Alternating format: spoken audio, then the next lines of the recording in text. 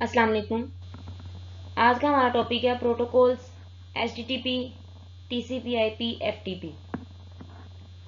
इस लेक्चर के अंदर हम लोग नेटवर्क की डेफिनेशन को देखेंगे, प्रोटोकॉल्स को देखेंगे, प्रोटोकॉल्स क्या होते हैं, इनकी ज़रूरत क्यों पेश आई, प्रोटोकॉल्स की टाइप्स कौन सी होती हैं। देन हम कुछ इम्पोर्टेंट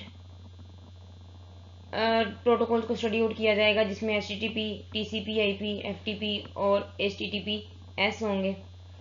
उसके बाद प्रोटोकॉल्स के बेनिफिट्स को देखा जाएगा और फिर इसका कोई ना कोई कंक्लूजन निकाला जाएगा।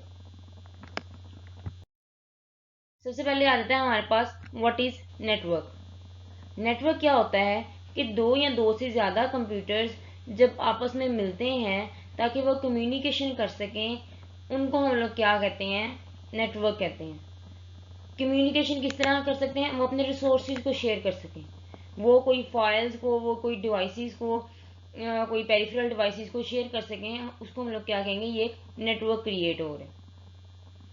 वो दो कंप्यूटर भी हो सकते हैं, वो दो सर्वर भी हो सकते हैं, दो मोबाइल डिवाइसेस भी हो सकती हैं, कोई भी डिवाइसेस हो सकती हैं जो कि आपस में कनेक्ट हों ताकि वो डाटे को शेयर कर सकें, तो उसको हम लोग क्या कहेंगे, ये नेटवर्क है।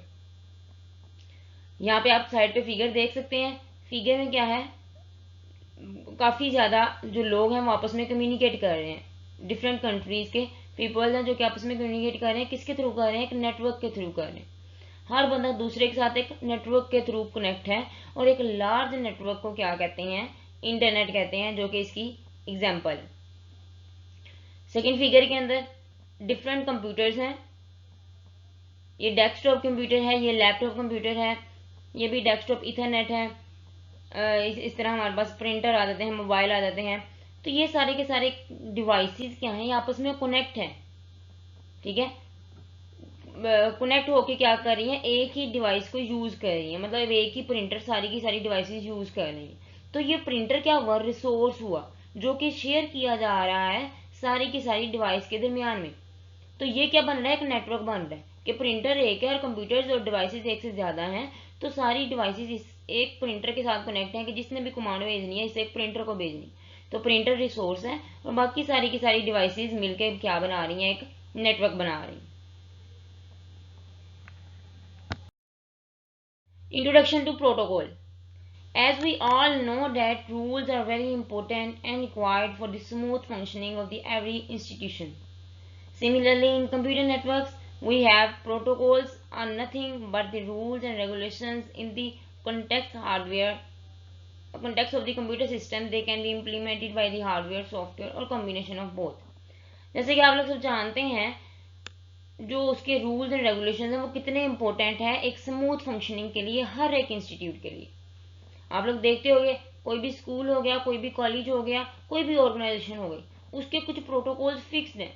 प्रोटोकॉल्स क्या हैं, उसके रूल्स एंड रेगुलेशन फिक्स्ड हैं, जिसके अकॉर्डिंग वो जो अदारा है वो काम कर रहे हैं कि एक कॉलेज की टाइमिंग ये है, कॉलेज का यूनिफॉर्म ये है, एंड कॉलेज के कुछ रूल्स ये हैं जिसके मुताबिक हर स्टूडेंट को उसके ऊपर हर हाल में प्रॉपर उतरना है।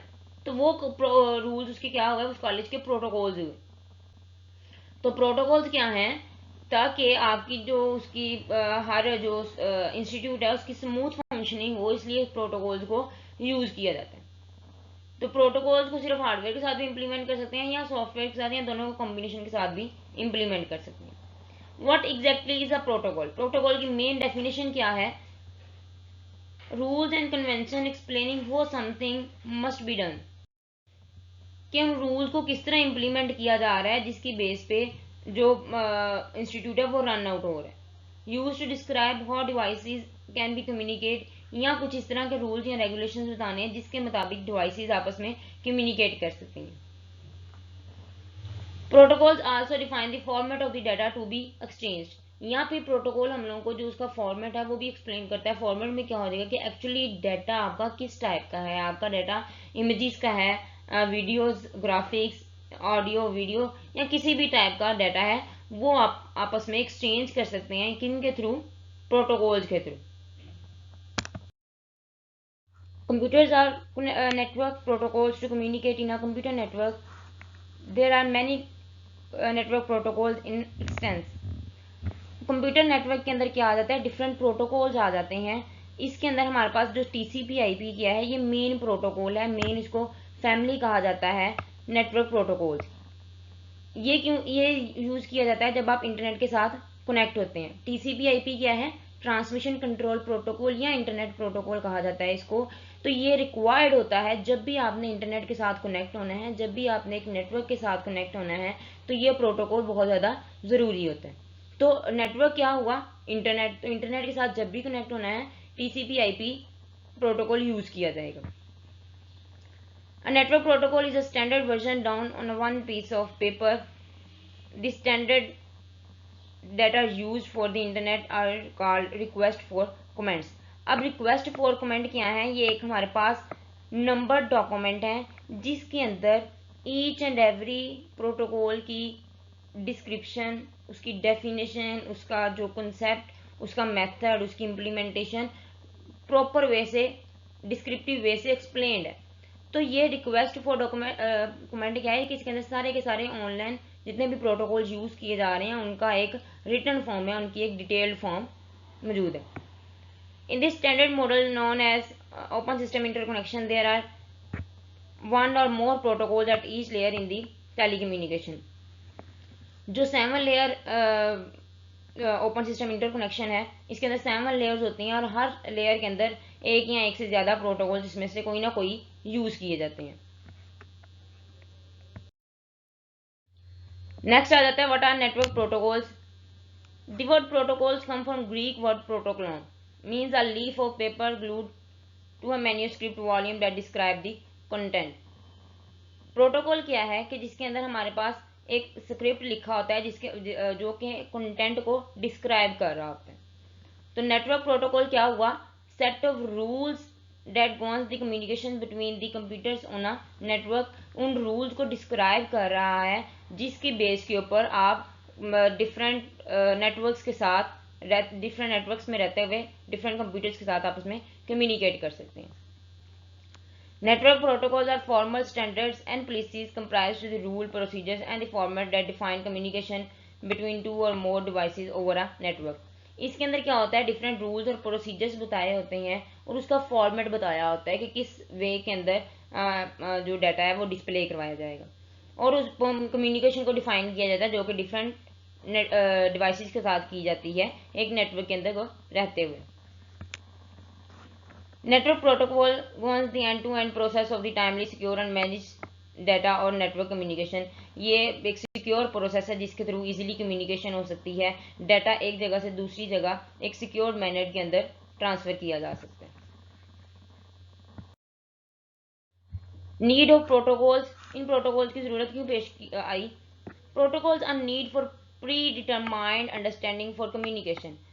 प्री डिटरमाइंड का मतलब है कि पहले से ही वाजिया है एक चीज़ कि जिसके अकॉर्डिंग आपने कम्युनिकेशन करनी है। आपको पता है कि आपके पास एक RFC मौजूद है जिसके ऊपर पूरी डिटेल बताई हुई है कि आपने अपना जो प्रोटोकॉल है उसको किस तरह डिफाइन करना है, उसको किस तरह यूज़ करना है, उसके कॉन्सेप्ट को किस तरह लेके चलना है, डिस्क्रिप्शन को किस तरह शो करवाना है। तो उसकी बेस के ऊपर रहते हुए उन रूल्स के ऊपर आपने अपनी जो प्रोटोकॉल है उसकी इम्प्लीमेंटेशन करनी है और देन आपने कम्युनिकेशन करनी है। तो इससे क्या होती है, कम्युनिकेशन करने में आसानी हो जाती है अगर आपके पास एक प्री डिटरमाइंड चीज़ हो। इट हैव्स the smooth functioning of a system, such contribution to a system में बेनिफिट और find you from your hand. इससे क्या होता है कि जब आपके पास एक प्री डिफाइंड वे आ जाए तो उससे आपकी स्मूथ फंक्शनिंग होती है, कोई भी एरर के चांसेस नहीं होते। एक सिक्योर कनेक्शन के साथ आप लोग जो नेटवर्क क्रिएट कर सकते हैं, नेटवर्क में चीज़ों को ट्रांसफ़र कर सकते हैं। नेक्स्ट आ जाती हैं types of protocols. Different types of protocols हैं, उसमें से कुछ ये 9-10 मैंने इधर लिखी हैं। Transmission control protocol, internet protocol, user datagram protocol, post office protocol, simple mail transfer protocol, file transfer protocol, hypertext and hypertext protocol, secure on Telnet and Gopher. इसके अंदर TCP और जो इंटरनेट प्रोटोकॉल है ये same चीज़ है, almost same चीज़, कि ये इनको दोनों को कंबाइंड वे में यूज़ किया जाता है। यही कहा जाता है TCP/IP, मतलब एक नाम बोला जाता है TCP/IP। लेकिन इनका जो काम है वो डिफरेंट है। देन उसके बाद यूजर डाटाग्राम प्रोटोकॉल है, फिर पोस्ट ऑफिस प्रोटोकॉल है। ये इतना सिक्योर प्रोटोकॉल नहीं है जिसको यूज किया जाता है, अनसिक्योर प्रोटोकॉल इसको कहा जाता है। पोस्ट ऑफिस प्रोटोकॉल ये ईमेल में यूज किया जाता है, जब आपने किसी ईमेल को डाउनलोड करना हो तो फिर ये पॉप यूज की जाता है। सिंपल मेल ट्रांसफर प्रोटोकॉल ये भी ईमेल के लिए है, लेकिन इसको जब आपने एक मैसेज को दूसरी जगह सेंड करना हो एक सिक्योर कनेक्शन के अंदर, देन ये SMTP यूज किया जाएगा। लेकिन अगर आपने मेल को डाउनलोड वगैरह करना है तो फिर पॉप को यूज किया जाएगा। नेक्स्ट है फाइल ट्रांसफर प्रोटोकॉल। फाइल को एक जगह से दूसरी जगह ट्रांसफर करना है, या फाइल को आपने डाउनलोड करना है इंटरनेट से, सर्वर से, तो इसके लिए FTP प्रोटोकॉल को यूज किया जाएगा। Hyper text transfer protocol and hyper text transfer protocol secure.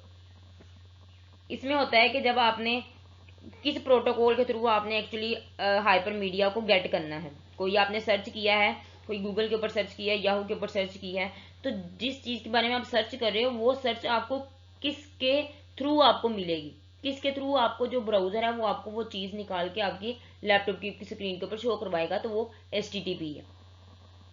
HTTPS क्या है? एक सिक्योर कनेक्शन है। इसके अंदर जो डाटा है वो डाटा ज्यादा सिक्योर रहता है as compare to simple HTTP। Second last is Telnet. Telnet एक बाई डायरेक्शनल सॉफ्टवेयर है जो कि यूज किया जाता है ट्रबल शूट के लिए, रिमोटली वेब या सर्वर को ट्रबल शूटिंग के लिए। इसका क्या मकसद है? टेलनेट का मतलब है कि आपका जो लैपटॉप है, अगर वो उसके अंदर कोई एरर आ जाता है या कोई ट्रबल शूटिंग आ जाती है, कोई आपसे कोई चीज़ हल नहीं हो रही, तो आपकी जो फेलो है या आपका जो फेलो है वो आउट ऑफ सिटी है या दूर है किसी दूसरे घर में, या उस जगह पे नहीं है जहाँ पे आप प्रेजेंट है। तो टेलनेट ऐसा सॉफ्टवेयर है जिसको आप डाउनलोड करके अपने लैपटॉप के ऊपर उस बंदे से काम करवा सकते हो। आपको भी नजर आ रहा होता है कि वो बंदा कौन सी फंक्शनलिटीज परफॉर्म कर रहा है, और आप खुद भी अपने लैपटॉप को कंट्रोल कर सकते हो। तो टेलनेट क्या है? एक रिमोट कंप्यूटर है। रिमोट का मतलब है कि दूसरा बंदा दूर बैठ के आपके कंप्यूटर को कंट्रोल कर सकता है। तो वो सारे के सारे फिर वो जो ट्रबल शूटिंग है उसको देखेगा, और देन जो एरर्स आ रहे होंगे उनको रिमूव आउट करेगा। लास्ट वन है गोफर। ये यूज किया जाता है डिस्ट्रीब्यूटिंग, सर्चिंग या रिट्राइविंग करने के लिए डॉक्यूमेंट्स को जो इंटरनेट प्रोटोकॉल के नेटवर्क के अंदर। मेन हमारा जो आ गया है TCP/IP protocol, most important protocol है। इसको 1978 के अंदर डेवलप किया गया था बॉब और विंट ने। Is a combination of two separate protocol. अभी मैंने पीछे क्या बताया कि TCP/IP को हम लोग कंबाइन यूज करते हैं, लेकिन ये क्या है? दो प्रोटोकॉल्स का कॉम्बिनेशन है, transmission control protocol and internet protocol. IP is the part that obtain the addresses to which the data is sent। IP क्या है? इंटरनेट प्रोटोकॉल क्या है कि ये हमें वो एड्रेस बताता है जिसको डाटा एक्चुअली सेंड करना होता है। अब IP क्या हो सकता है कि आपका कोई ना कोई एड्रेस हो सकता है IPv4 या IPv6, लाइक 192.156.92.0। तो ये क्या है? ये एक IP एड्रेस है जिसको एक्चुअली आपने डाटा सेंड करना है। IP का काम क्या होगा कि वो एड्रेस फाइंड करना जिसको आपने डाटा सेंड करना है। The transmission control protocol is responsible for ensuring the reliable transmission of data across internet connected devices once the IP address has been found. Transmission control protocol का क्या मतलब है कि डाटे को एक रिलायबल वे के अंदर सिक्योर कनेक्शन के साथ ट्रांसफर करना। ठीक है, तो जब IP एड्रेस मिल जाता है जिस बंदे को आपने डाटा सेंड करना होता है, तो उसके बाद काम शुरू हो जाता है TCP का, कि उसने डाटे को डेस्टिनेशन तक पहुंचाना है एक सिक्योर मैनर के साथ, एक रिलायबल मैनर के साथ, कि अंदर कोई ना कोई डाटा चोरी ना हो, अंदर कोई ना कोई डाटा चेंज ना हो जाए। डाटा जिस तरह सेंडर ने सेंड किया है उसी तरह उसी फॉर्मेट के अंदर जो रिसीवर साइड पे उसको रिसीव किया जाए। TCP check packets for error and submit request and retransmission if any are found. अगर कोई ना कोई एरर आ जाता है तो उस एरर को फाइंड आउट करना और उन पैकेट्स को दोबारा सेंड करना। मोस्टली क्या होती है TCP की वर्किंग के अंदर कि एक लार्ज डॉक्यूमेंट होता है उसके पार्ट्स बना दिए जाते हैं छोटे छोटे, 2 लाइनों का एक बना दिया, 2 लाइनों का एक, 3 लाइनों का एक बना दिया। अब ये पैकेट बन गए हैं, ये पैकेट अलग-अलग सेंड किए जा रहे हैं। तो अगर इसमें से कोई डाटा लॉस्ट हो जाता, कोई पैकेट एक फॉर एग्जाम्पल ये लॉस्ट हो गया रास्ते में जाता जाता, तो वो रिसीवर तक नहीं पहुंचा, तो उस पैकेट को दोबारा सेंड करना किसका काम है? टीसीपी का काम है।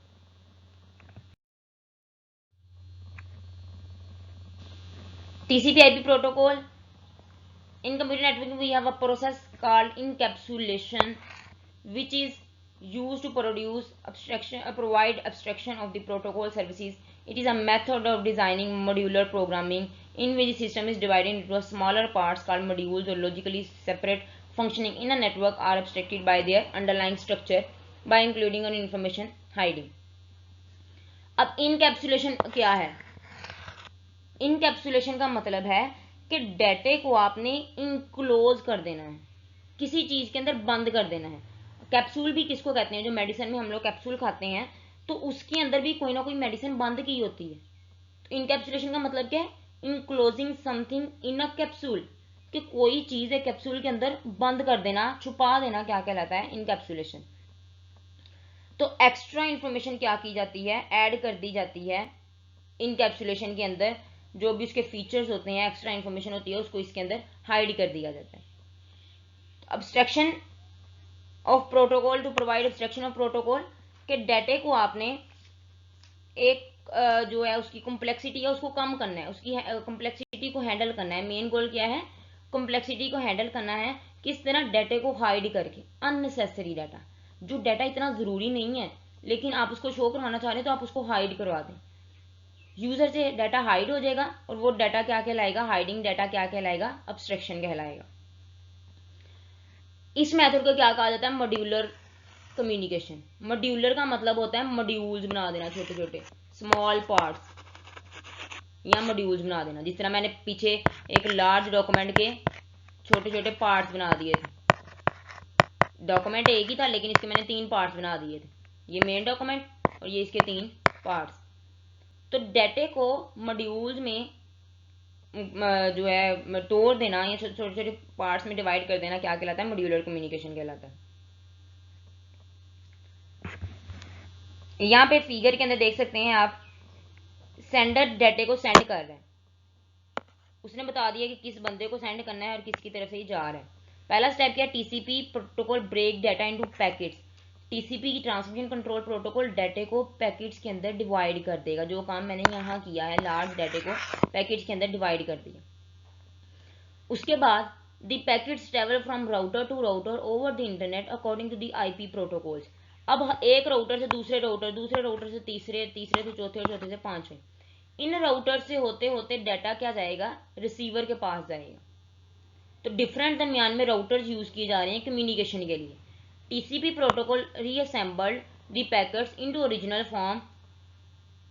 तीसरे स्टेप में क्या होगा कि जो ये डाटा हमने 3 पैकेट्स में किया था इसको दोबारा इसकी ओरिजिनल फॉर्म के अंदर ले आना, रीअसेंबल कर देना, उसको दोबारा इकट्ठा कर देना उन पैकेट्स को, ताकि वो ओरिजिनल फॉर्म के अंदर आ जाएं और रिसीवर को वैसे ही रिसीव हों जैसे सेंडर ने सेंड किए थे।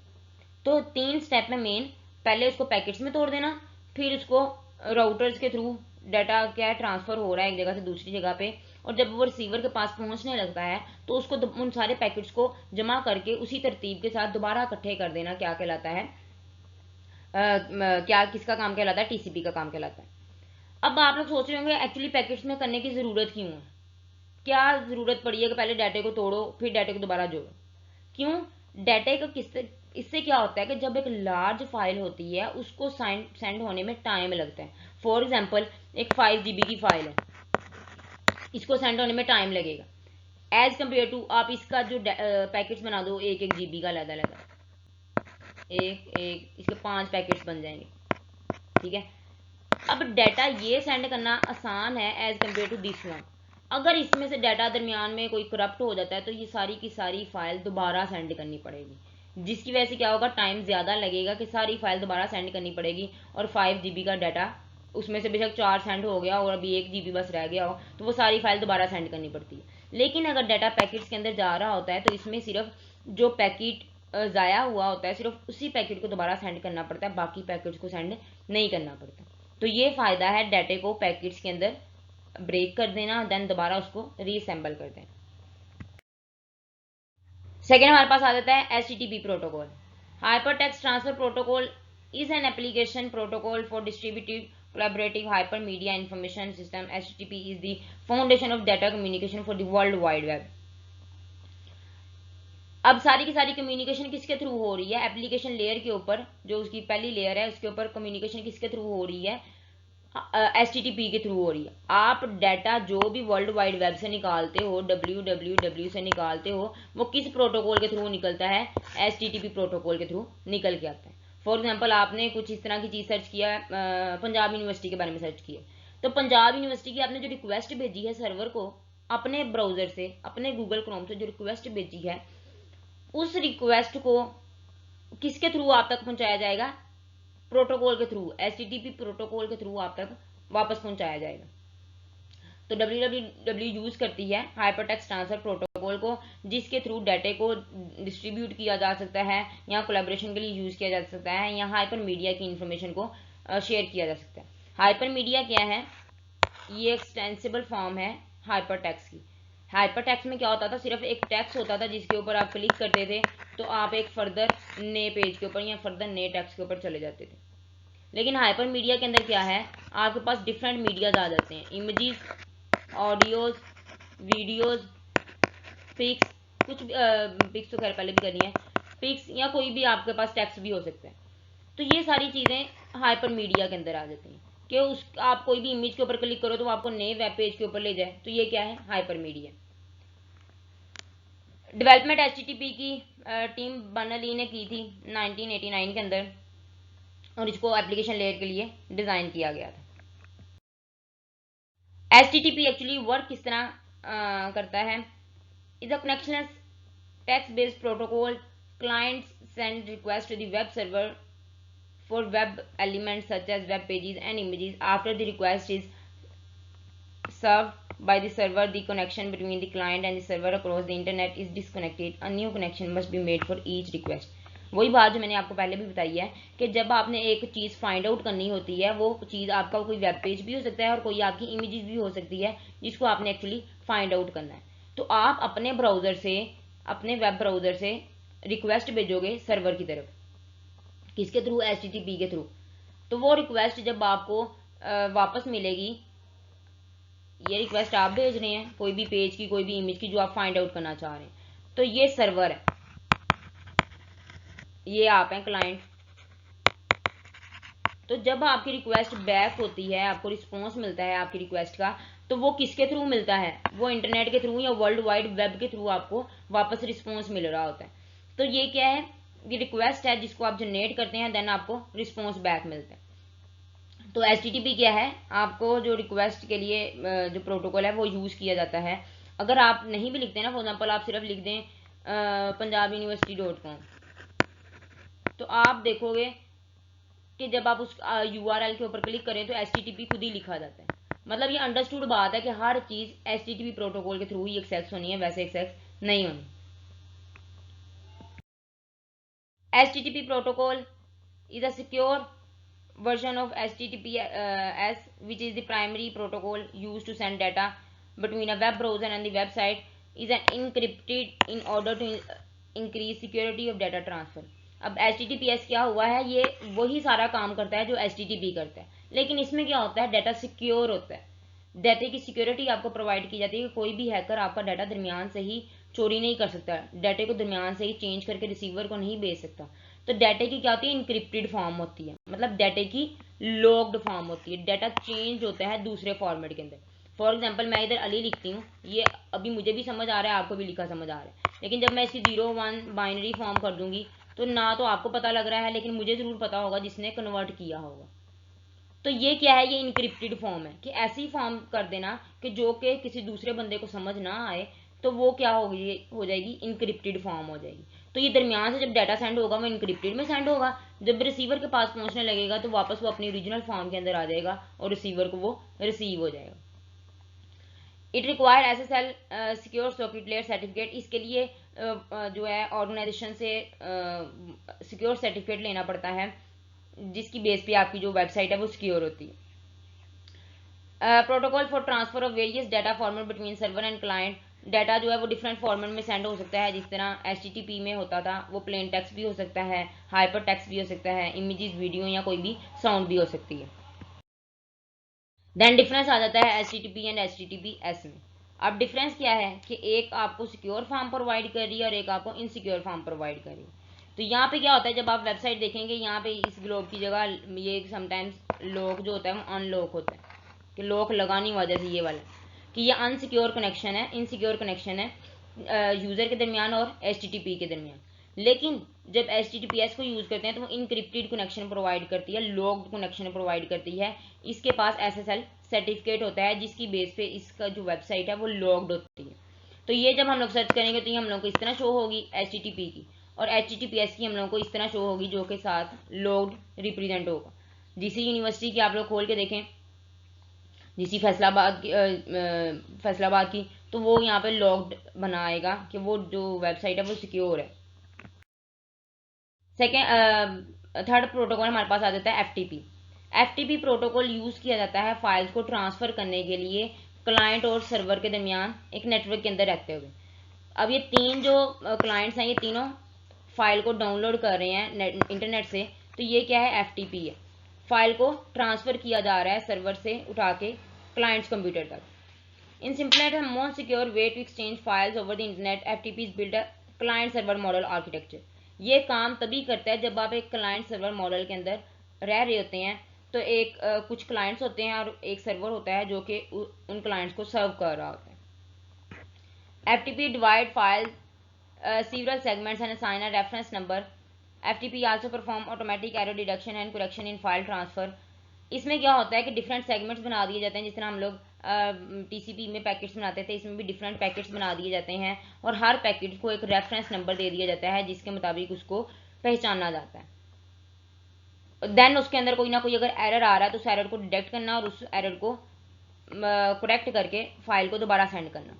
There are hundreds or thousands of the FTP files over the internet that can be freely download. बहुत ज़्यादा हम लोगों को फाइल इस तरह की मिल जाएंगी जो हम लोग इंटरनेट से इजीली डाउनलोड कर सकते हैं। तो वो किस प्रोटोकॉल के थ्रू डाउनलोड होती हैं, फाइल ट्रांसफर प्रोटोकॉल के थ्रू। इसके बेनिफिट्स देख लेते हैं। नेटवर्क प्रोटोकॉल्स के क्या बेनिफिट्स हैं। They provide the path to increase the network connection. इनकी वजह से, प्रोटोकॉल्स की वजह से क्या होता है कि नेटवर्क कनेक्शन स्ट्रॉन्ग हो जाता है। अब देखें, हर एक चीज़ के लिए अलग अलग प्रोटोकॉल यूज़ किया जा रहा है। फाइल्स के लिए अलग यूज़ किया जा रहा है, जो ईमेल करने के लिए SMTP यूज़ किया जा रहा है या POP यूज़ किया जा रहा है। रिमोटली कंप्यूटर को एक्सेस करना है तो टेलनेट यूज़ किया जा रहा है। तो मतलब नेटवर्क कनेक्शन क्या हो रहा है, स्ट्रॉन्ग हो रहा है। हर बंदे ने सिर्फ अपना अपना काम करना है, दूसरा का काम नहीं करना। तो जिसकी बेस पे नेटवर्क कनेक्शन जो इंक्रीज होते हैं और उसको जो स्पीड है उसकी ज़्यादा होती है। सेकेंड पॉइंट यही है, enhance the speed of the connection. इसी की बेस पे कि हर एक प्रोटोकॉल ने सिर्फ अपना अपना काम परफॉर्म करना है, उसकी बेस पे इनकी जो स्पीड है वो हाई हो जाती है। Enhance the data transmission rate and provide easy working to the user. Data को ट्रांसफ़र करने की जो स्पीड है वो ज़्यादा हो जाती है और यूज़र्स के लिए भी आसानी रहती है कि उन्होंने जिस चीज़ को एक्सेस करना है सिर्फ उसी के प्रोटोकॉल को यूज़ करना है, बाकी प्रोटोकॉल्स को यूज़ नहीं करना। Then at the end conclusion, computer networks and the protocols have the forever changed the way human will work, play and communicate. New protocols and standards will emerge, new applications can be conceived and our lives will be further changed and enhanced. Networks की वजह से क्या हुआ है, इन protocols की वजह से क्या हुआ है कि ह्यूमंस के लिए काम करना बहुत ज़्यादा आसान हो गया है और कम्युनिकेशन करना बहुत ज़्यादा फास्ट हो गया, कि उनको जो कम्युनिकेशन है बहुत ज़्यादा सिक्योर मिल जाती है और बहुत ज़्यादा फास्ट मिल जाती है। जिस तरह आगे आगे लेटेस्ट टेक्नोलॉजीज आ रही हैं, ये हो सकता है कि ज़्यादा से ज़्यादा प्रोटोकॉल्स को इन्हेंस किया जाए और इसमें मज़ीद से मज़ीद बेहतरी लेके आई जा सके। Thank you so much. Hopefully सारे के सारे कॉन्सेप्ट्स आपके क्लियर हो गए होंगे। अगर आपकी कोई क्यूरी है, कोई क्वेश्चन आपने पूछना है तो आप कमेंट बॉक्स के अंदर पूछ सकते हैं।